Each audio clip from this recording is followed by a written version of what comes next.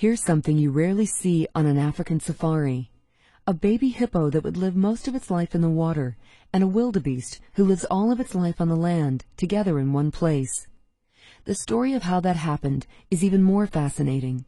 Every year, the greatest show on earth begins again in East Africa, in the countries of Tanzania and Kenya.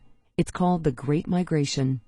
Almost 2 million wildebeests, also called gnu because of the sound they make, and over 500,000 zebra and gazelles will travel 1,800 miles in a clockwise pattern from Serengeti National Park to the Masai Mara Reserve in Kenya and back again. They start in the rainy season of December through March near Ngorongoro Crater, where there's plenty of grass, and have synchronized births of babies all within a 3-week period.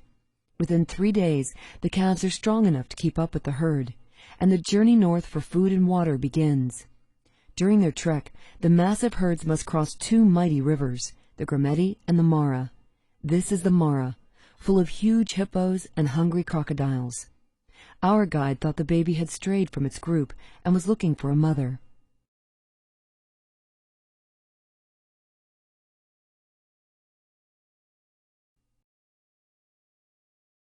If you're wondering why the wildebeest would feel so threatened by the little hippo, it's because it's broken its leg and is trapped in the mud.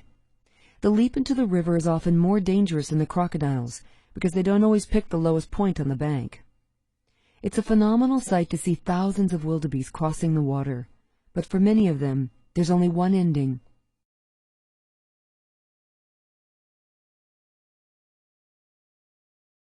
It was heartbreaking to see how the baby hippo stayed with the wildebeest even after it had died the next day.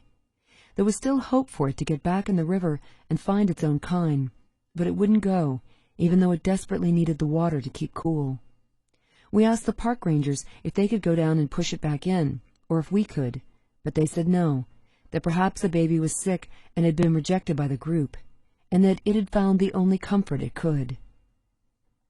The rule of the wild is that nature has to take its course, and so it did.